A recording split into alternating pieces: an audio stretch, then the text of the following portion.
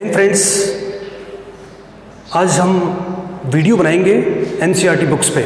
और एनसीईआरटी से जो बुक्स होते हैं उनसे रिलेटेड जो क्वेश्चन होते हैं, विशेषकर जो ब्लॉक वाले क्वेश्चन होते हैं, वो बहुत ज़्यादा जो एग्जाम्स होती है, वो स्टेट लेवल के एग्जाम हो या नेशनल लेवल के एग्जाम हो, सेंट्रल लेवल के एग्जाम हो, इनसे related question per year exams में आजकल रिलेटेड इनसे एनसीईआरटी के क्वेश्चन है वो पुटअप होते हैं एग्जाम में। तो आज से हम क्या करेंगे, क्लास 6 to 12, क्लास 6 से लेकर 12 तक की जितने भी ज्योग्राफी की बुक्स हैं उन सब के वीडियो बनाएंगे। और वीडियो विशेषकर जो ब्लॉक वाले वीडियो होते हैं डायरेक्ट उन्हीं से पसंद किए जाते हैं, तो जो ब्लॉक वाले वीडियो हैं उनका हम अध्ययन शुरू करेंगे।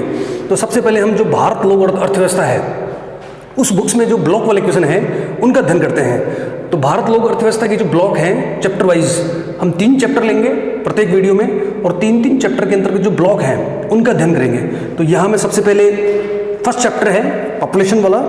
तो उसके अंतर्गत जनगणना की बात करें, पॉपुलेशन काउंटिंग की बात करें, तो जनगणना है वो 10 वर्ष में एक बार जनगणना, 10 वर्ष का गैप होता है, उसके बाद में जनगणना होती है। तो ये सामान्य क्वेश्चन है ब्लॉक में। भारत में फर्स्ट पॉपुलेशन काउंटिंग है, पहली जनगणना 1872 में हुई थी। भारत में पहली जनगणना 1872 में हुई थी। लेकिन यहाँ ये ब्लॉक भी क्वेश्चन दे रखा है कि भारत की पहली संपूर्ण जनगणना, क्योंकि 1872 में जो जनगणना हुई थी उसमें संपूर्ण भारत के जो स्टेट्स हैं या क्षेत्र हैं उसको शामिल नहीं कर पाए थे, क्योंकि जब कुछ विवाद चल रहे थे, J&K के बड़ा विवाद इसमें विवाद था। इसके अलावा पूर्वोत्तर भारत है उससे संबंधित कुछ इश्यू थे। इस कारण से 1872 की जो जनगणना हुई थी वो संपूर्ण जनगणना नहीं है। यहाँ ये क्वेश्चन को घुमाता है कि संपूर्ण भारत की प्रथम जनगणना कब हुई थी, जिसमें जम्मू कश्मीर और पूर्वोत्तर भारत को शामिल किया गया था। तो संपूर्ण भारत की प्रथम जनगणना 1881 के अंतर्गत 1881 में हुई थी। तो ये फर्स्ट ब्लॉक है अपना जनगणना से रिलेटेड। नेक्स्ट सेकंड ब्लॉक, इस जो बुक है उसका सेकंड ब्लॉक है भारत में राष्ट्रीय युवा नीति, नेशनल यूथ पॉलिसी। तो भारत में नेशनल यूथ पॉलिसी है, ये फरवरी 2014 के अंतर्गत भारत की जो नेशनल यूथ पॉलिसी है वो लागू की गई। नेशनल यूथ पॉलिसी के अंतर्गत युवा किसको कहेंगे, ये क्वेश्चन भी यहाँ पर बन सकता है कि युवा वर्ग के लिए आयु वर्ग है, आयु वर्ग कितना है। जैसे हम आयु वर्ग की बात करें तो विभिन्न आयु वर्ग के लोग हैं, स्त्री हैं, पुरुष हैं, उनको अलग अलग आयु वर्गों में विभाजित करते हैं। तो उस हिसाब से देखा जाए तो युवा किसको कहेंगे, जैसे 0 से 14 वर्ष वाले जो हैं वो बाल वर्ग में आते हैं, बच्चे होते हैं छोटे। इसी प्रकार से 15 से लेके जो 59 वर्ष आप पढ़ोगे आगे तो उसमें आएगा वो युवा वर्ग, और 59 से ऊपर यानी कि 60 से ऊपर वाले जो हैं वो आते हैं वृद्ध वर्ग में। लेकिन यहाँ ये राष्ट्रीय युवा पॉलिसी है, नेशनल यूथ पॉलिसी, फरवरी 2014 के अंतर्गत इसको लागू किया गया। और इसके अंतर्गत जो युवा हैं उनकी जो औसत आयु है वो निर्धारित की गई 15 से 29 वर्ष। तो ये भी आपको ध्यान रखना है। उद्देश्य क्या है, ये भी एग्जाम में प्रश्न पूछा सकता है कि राष्ट्रीय युवा नीति जो है नेशनल यूथ पॉलिसी, उसका उद्देश्य क्या है। तो उद्देश्य देश के युवाओं को अपनी क्षमता के उपयोग हेतु सक्षम बनाना व राष्ट्र निर्माण में योगदान के लिए उन्हें तैयार करना, ये नेशनल यूथ पॉलिसी का मुख्य उद्देश्य है। Next block first, block second complete. Block number third, भाषाई संगठन की बात करें तो भाषाई संगठन है वो पहला दिया था गृह संघ, जो आप ध्यान रखना है, ब्लॉक का क्वेश्चन है। ब्लॉक नंबर थर्ड, भाषाई संगठन के आधार पर भारत में पहला वर्गीकरण है वो गिरीशन महोदय के द्वारा दिया गया। ये जो सर्वेक्षण है 1903 और 28 के अंतर्गत ये सर्वेक्षण किया गया गिरीशन महोदय के द्वारा। देश में 179 भाषाएं व 544 बोलियां हैं वो बोली जाती हैं। सामान्य क्वेश्चन है। संविधान की बात करें तो इसमें आप जानते हो कि 22 भाषाएं हैं वो अनुसूचित हैं, ठीक है। सर्वाधिक बोली जाने वाली भाषा भारत में, ये भी कई बार प्रश्न आ चुका है, ब्लॉक का क्वेश्चन है। हिंदी बोली जाती है, सब जानते हैं। न्यूनतम बोली जाने वाली भाषा है वो संस्कृत, बोडो और मणिपुरी है। 1% से भी कम लोग हैं वो संस्कृत, बोडो और मणिपुरी भाषा का प्रयोग करते हैं। तो ये भी ब्लॉक में। अब यदि भाषा परिवार को देखें हम, ये ब्लॉक है बुक्स में, तो भाषा परिवार कितने हैं भारत में, तो भाषा परिवार है 4, ठीक है। फर्स्ट है अस्ट्रिक, निषाद भी कहते हैं इसको। 1.38% जो लोग हैं वो निषाद यानी कि अस्ट्रिक भाषा का प्रयोग करते हैं। मेघालय है, अरुणाचल प्रदेश है, वेस्ट बंगाल है, वहाँ पर इस भाषा का प्रयोग करते हैं। द्रविड़ भाषा परिवार है 20%, भारत में 20% लोग हैं वो द्रविड़ भाषा बोलते हैं। विशेषकर साउथ इंडिया है, साउथ इंडिया में तमिलनाडु है, कर्नाटका है, केरला है, अरुणाचल प्रदेश है, आंध्र प्रदेश है, महाराष्ट्र है। उस प्रकार जो ये स्टेट्स हैं साउथ के, वहाँ पर द्रविड़ भाषा का प्रयोग करते हैं। नेक्स्ट चीनी तिब्बती, इसको किरात भाषा कहते हैं। ये मात्र 8.5% जो पॉपुलेशन है वो चीनी तिब्बती यानी कि किरात भाषा का प्रयोग करती है। बॉर्डर वाले इलाके हैं, चीन से लगता हुआ जो क्षेत्र है वहाँ पर इस भाषा का प्रयोग करते हैं। विशेषकर जो पूर्वोत्तर भारत है, असम है, नागालैंड है, मणिपुर है, मिजोरम है, उन क्षेत्रों में चीनी तिब्बती, क्योंकि ये जो एरिया है वो किससे लग रहा है, आपको पता है कि ये एरिया चीन से लग रहा है, चीन वाला रेड क्लिफ का इलाका है, तो यहाँ पर चीनी तिब्बती या किरात भाषा का प्रयोग करते हैं 0.85% लोग। नेक्स्ट, ये क्वेश्चन बड़ा महत्वपूर्ण है, भारतीय यूरोपियन आर्य। तो भारत में 73% पॉपुलेशन है वो भारतीय यूरोपियन यानी कि आर्य भाषा परिवार से संबंधित है। 73% पॉपुलेशन है वो आर्य भाषा परिवार इसका प्रयोग करती है। विशेषकर दर्दी, ये क्वेश्चन भी पुटअप होता है खूब एग्जाम में, दर्दी भाषा का प्रयोग कहाँ किया जाता है? दर्दी भाषा है वो J&K, दर्दी भाषा परिवार जम्मू और कश्मीर के अंतर्गत उपयोग में ली जाती है। इसके अलावा भारतीय यूरोपियन जो आर्य भाषा है वो जम्मू कश्मीर है, पंजाब है, हिमाचल प्रदेश है, उत्तर प्रदेश है, राजस्थान है, हरियाणा है, मध्य प्रदेश है, वेस्ट बंगाल है, गुजरात है, महाराष्ट्र है, गोवा। कुल मिलाकर देखा जाए तो जो संपूर्ण भारत में हिंदी भाषी वाले जो राज्य हैं, हिंदी भाषी क्षेत्र हैं, वहाँ पर इस भाषा का जो भारतीय यूरोपियन आर्य भाषा है 73% पॉपुलेशन है वो इसका उपयोग करती है, यूज़ करती है। ठीक है, तो फर्स्ट, सेकंड, थर्ड, फोर्थ और फिफ्थ ब्लॉक अपने NCERT बुक्स के हो गए हैं। नेक्स्ट है, यहाँ से रिलेटेड क्वेश्चन होता है श्रमजीवी जनसंख्या। श्रमजीवी जनसंख्या को आर्थिक आधार पर 3 भागों में बांटा गया है। एक तो होता है मुख्य श्रमिक, इससे रिलेटेड क्वेश्चन होता है इसमें फर्स्ट ब्लॉक है, ये बुक्स में दे रखा है कि मुख्य श्रमिक किसे कहते हैं। तो मुख्य श्रमिक वह श्रमिक है जो 118 डेज 180 दिन तक काम करता है, यानी कि 6 माह तक जो व्यक्ति रोजगार प्राप्त करता है उसको कहते हैं मुख्य श्रमिक।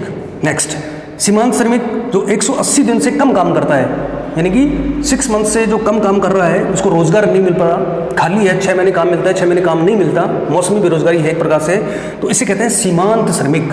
That is clear. Number third, अश्रमिक, जिसको पूरे वर्ष काम नहीं मिलता, जिसको पूरे वर्ष काम नहीं मिलता उसको कहते हैं अश्रमिक। तो आपको ये ध्यान रखना है, ब्लॉक का क्वेश्चन है कि श्रमजीवी जनसंख्या को आर्थिक आधार पर कितने भागों में बांटा गया है। तो श्रमजीवी जनसंख्या को आर्थिक आधार पर 3 भागों में बांटा गया है। फर्स्ट, मुख्य श्रमिक 180 दिन से अधिक, 6 महीने से अधिक काम जो व्यक्ति करता है उसको कहते हैं मुख्य श्रमिक। सीमांत श्रमिक जो 180 दिन से कम यानी कि 6 महीने से कम काम मिलता है उसको कहते हैं सीमांत श्रमिक। अश्रमिक, जिसको कोई काम नहीं मिलता उसको क्या कहते हैं? अश्रमिक। तो इस प्रकार से देखा जाए तो मुख्य श्रमिक और सीमांत श्रमिक हैं, इनकी जो टोटल पॉपुलेशन है, परसेंटेज निकालें हम इनकी, तो वह है 39.8%। ध्यान रखना, ब्लॉक का क्वेश्चन है कि भारत में मुख्य और सीमांत श्रमिकों का कितना प्रतिशत है। टोटल पॉपुलेशन की बात करें तो 39.8% पॉपुलेशन है वो भारत में मुख्य और सीमांत श्रमिकों की आती है। कुल मिलाकर देखा जाए तो ये बड़ा क्वेश्चन है कि भारत में अश्रमिक कितने हैं, कितने परसेंट अश्रमिक लोग हैं जिनके पास में कोई काम नहीं है करने के लिए। तो भारत में लगभग 60% पॉपुलेशन ऐसी है जो अश्रमिक है, काम करना चाहते हैं लेकिन उन्हें कोई काम नहीं है। महत्वपूर्ण प्रश्न है। यदि हम सर्वाधिक अनुपात की बात करें, श्रमजीवी जनसंख्या की सर्वाधिक अनुपात की बात करें तो 49.9% पॉपुलेशन है वो दमन और दीव के अंतर्गत है।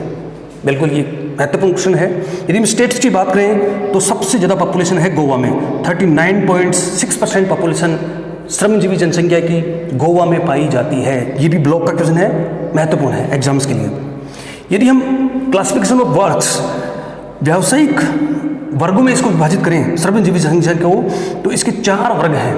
व्यवसाय के आधार पर श्रमजीवी जनसंख्या को कितने भागों में बांटा गया है? 4 भागों में बांटा गया है। 2011 की जो जनगणना हुई थी, 2011 की जनगणना हुई थी उसके अनुसार श्रमजीवी जनसंख्या को व्यवसाय के आधार पर 4 भागों में बांटा गया है। फर्स्ट है कृषक, किसान। सेकंड नंबर पे कृषि मजदूर, जिनके पास में खुद की जमीन नहीं है लेकिन खेती में काम करते हैं।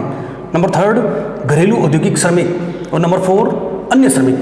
इस हिसाब से इनका परसेंटेज निकालें तो कृषक और कृषि मजदूर हैं वो 54.6%, 54.6% लोग हैं वो या तो कृषक हैं या कृषि में मजदूर हैं। बड़ा अनुपात है ये। नंबर थर्ड आता है आपका घरेलू और औद्योगिक श्रमिक, जो विभिन्न प्रकार के उद्योगों में काम करते हैं, विशेषकर जो बड़े बड़े औद्योगिक प्रदेश हैं वहाँ पर वो काम करते हैं। उनकी जो टोटल पॉपुलेशन का परसेंट है वो 3.8% ऐसे लोग हैं जो उद्योगों के अंतर्गत काम करते हैं। नेक्स्ट नंबर 4, इसके अलावा जो अन्य श्रमिक हैं जो जिनके पास में कोई काम नहीं है या अन्य क्षेत्रों में काम करते हैं वो 41.6% पॉपुलेशन है इंडिया की, वो इस प्रकार की है जो अन्य जो क्रियाकलाप हैं उनमें संलग्न है। यदि हम बात करें कि कहाँ किस प्रकार की जनसंख्या पाई जाती है व्यावसायिक वर्ग के आधार पर, तो हिमाचल प्रदेश व नागालैंड में कृषकों की सर्वाधिक संख्या है। क्वेश्चन ये ब्लॉक का है, महत्वपूर्ण है कि भारत का ऐसा कौन सा राज्य है जहाँ पर किसानों की संख्या सर्वाधिक है, किसके आधार पर, व्यावसायिक वर्ग के आधार पर। तो इस प्रकार से देखा जाए तो हिमाचल प्रदेश और नागालैंड भारत के दो ऐसे राज्य हैं जहाँ पर व्यावसायिक जो संवर्ग है उसमें किसानों की संख्या और कृषि मजदूरों की संख्या अधिक है, जबकि किसानों की संख्या सबसे अधिक है, जबकि बिहार, आंध्र प्रदेश, छत्तीसगढ़, उड़ीसा, झारखंड में कृषि मजदूरों की अधिक संख्या है। यानी कि जो ये क्षेत्र हैं वहाँ पर किसान के अलावा जो खेती में काम करने के लिए मजदूर चाहिए होते हैं उनकी संख्या ज़्यादा है। तो ये कुल मिलाकर देखा जाए तो आपके जो ब्लॉक हैं वो एनसीईआरटी की बुक्स में देखे गए हैं और ये इनसे रिलेटेड क्वेश्चन है वो एग्जाम्स में आते हैं। नेक्स्ट ब्लॉक की यदि हम बात करें तो रिलीजन की बात करेंगे कि कौन से धर्म के लोग कहाँ निवास करते हैं। तो भारत में सर्वाधिक हिंदू पॉपुलेशन है वो सर्वाधिक है, 79.8% आप सब जानते हो। नंबर 2 पे आता है आपका मुस्लिम 14.2%। सबसे अधिक जो आबादी है जम्मू कश्मीर में है, उसके बाद में वेस्ट बंगाल, केरला, उत्तर प्रदेश, दिल्ली, एनसीआर वाला क्षेत्र है वहाँ पर है। नंबर 3 पे आता है आपका ईसाई, 2.3% पॉपुलेशन है वो ईसाई धर्म की रिलेटेड है। सबसे अधिक ईसाई गोवा में रहते हैं। महत्वपूर्ण क्वेश्चन है, ईसाई के हिसाब से देखें तो गोवा, उसके बाद में केरला, मेघालय, मिजोरम, नागालैंड। नंबर 4 सिख, 1.7% पॉपुलेशन जो है वो सिख धर्म से रिलेटेड है और इसकी सर्वाधिक संख्या है वो पंजाब में है। उसके बाद में हरियाणा, दिल्ली। नंबर 5 बौद्ध, 0.7% पॉपुलेशन है वो बौद्ध धर्म से रिलेटेड है और इसकी सबसे अधिक आबादी है वो महाराष्ट्र, उसके बाद में सिक्किम, अरुणाचल प्रदेश, जम्मू एंड कश्मीर, लद्दाख, लाहौल, स्पीति वाले क्षेत्र हैं वहाँ पर निवास करते हैं, महाराष्ट्र। नंबर 6 जैन जो कम्युनिटी के लोग हैं वो पॉपुलेशन के हिसाब से देखें तो 0.4% पॉपुलेशन वो जैन धर्म से रिलेटेड है और भारत में सर्वाधिक जैन धर्म के लोग हैं। ये महत्वपूर्ण क्वेश्चन है, प्रश्न आया हुआ है ये कि भारत में जैन धर्म की सर्वाधिक पॉपुलेशन राजस्थान के नगरीय क्षेत्रों में पाई जाती है। उसके बाद में यदि देखते हैं गुजरात और महाराष्ट्र। तो ये ब्लॉक क्लियर हो गया आपका।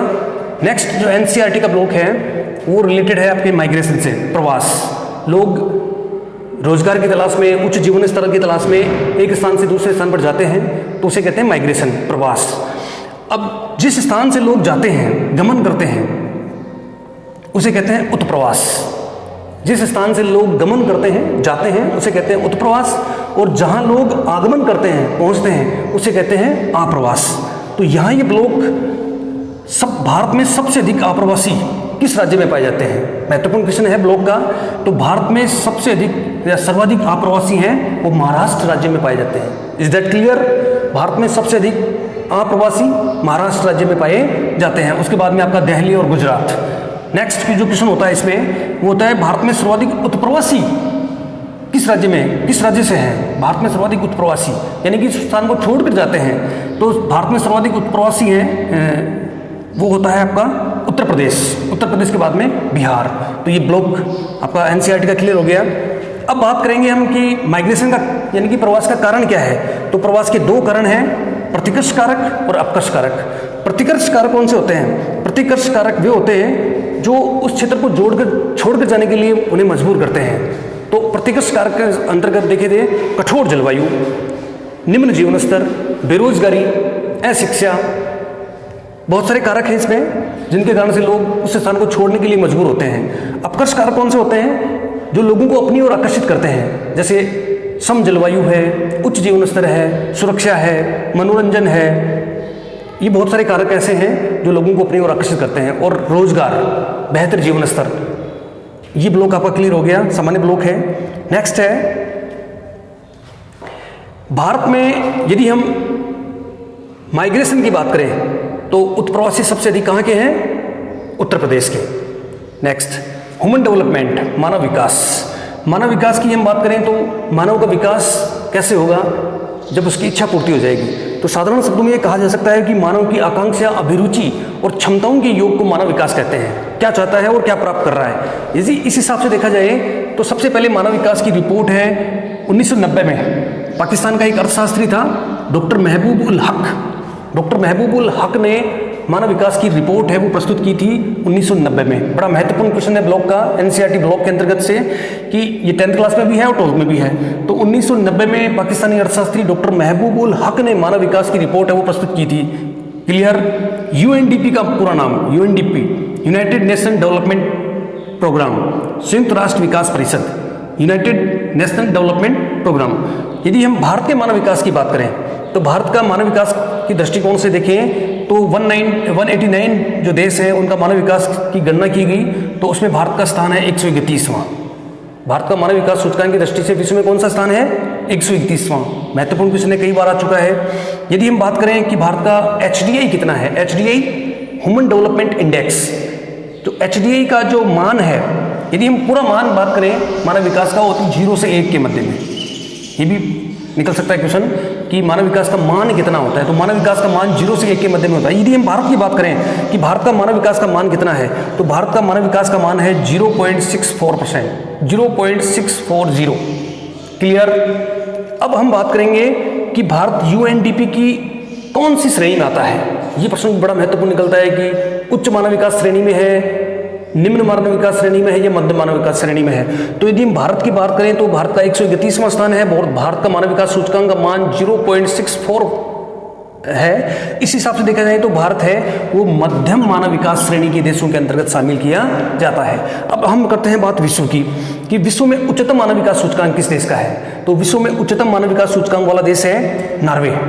नॉर्वे देश है जिसका मान विश्व में टॉप पर है और इसका मान है 0.953, 0.953। यदि हम बात करें विश्व का न्यूनतम मानव विकास सूचकांक किस देश का है, तो विश्व में न्यूनतम मानव विकास सूचकांक वाला देश है नाइजर। ये वर्ल्ड के हिसाब से देखिए तो ये टॉपिक NCERT का है। नेक्स्ट, यदि हम भारत की बात करें नेक्स्ट ब्लॉक में कि भारत का मानव विकास सूचकांक के दृष्टिकोण से 131वां स्थान है, मान भी हो गया इसका, लेकिन कौन सा देश टॉप पे है? तो भारत में उच्चतम मानव विकास सूचकांक की बात करें तो है केरला, 0.790, 0.790 इसका मान है, टॉप पे है केरल। यदि हम भारत में ही न्यूनतम मानव विकास सूचकांक वाले स्टेट की बात करें तो उसमें आता है आपका छत्तीसगढ़, 0.358, 0.358 मान के साथ में छत्तीसगढ़ भारत का न्यूनतम मानव विकास सूचकांक वाला स्टेट राज्य है। उसके बाद में आपका बिहार और उड़ीसा। तो ये क्लियर हो गया कि मानव विकास सूचकांक का जो मान है वो देखें तो बिहार, छत्तीसगढ़ और उड़ीसा राज्य हैं ये पिछड़े हुए हैं। अब नेक्स्ट ब्लॉक में हम बात करेंगे भारत में सर्वाधिक गरीबी, तो जहां मानव विकास सूचकांक का मान भी कम है, और यदि हम भारत में सर्वाधिक गरीबी की बात करें तो छत्तीसगढ़, सबसे अधिक गरीबी छत्तीसगढ़ में पाई जाती है, 39.93%, 39.93% पॉपुलेशन गरीबी रेखा के नीचे है, यानी कि सबसे अधिक गरीबी भारत में छत्तीसगढ़ में पाई जाती है। और उसके बाद में आपका दादर नगर हवेली है, वहाँ पर 39.31%, यानी 39.31% के साथ में दूसरा स्थान रखता है। यदि हम बात करें उपागम की, ठीक है, मानव विकास का जो सबसे पहले रिपोर्ट का प्रकाशन है वो पाकिस्तान के अर्थशास्त्री डॉक्टर महबूबुल हक के द्वारा किया गया था, और इनका एक मित्र था भारतीय अर्थशास्त्री नोबेल पुरस्कार विजेता प्रोफेसर अमर्त्य सेन। तो अमर्त्य सेन ने कौन से उपागम का निर्माण किया था? ये क्वेश्चन कई बार आ चुका है, अर्थशास्त्र में इनको नोबेल मिला था। तो भारत में क्षमता के उपागम का निर्माण है वो किससे संबंधित है? तो प्रोफेसर अमर्त्य सेन, प्रोफेसर अमर्त्य सेन। तो कुल मिलाकर चैप्टर नंबर 1, चैप्टर नंबर 2 और चैप्टर नंबर 3 जो NCERT बुक है आपकी भारत लोक और अर्थव्यवस्था, उसके ये जो ब्लॉक वाले क्वेश्चन थे वो हमने टच किए हैं। उम्मीद है, आशा है आपको बहुत अच्छे आएंगे, अच्छी तरह से एग्जाम है, उनमें ये बहुत सारे रिलेटेड क्वेश्चन हैं वो संबंधित प्रश्न पूछे जाएंगे। धन्यवाद।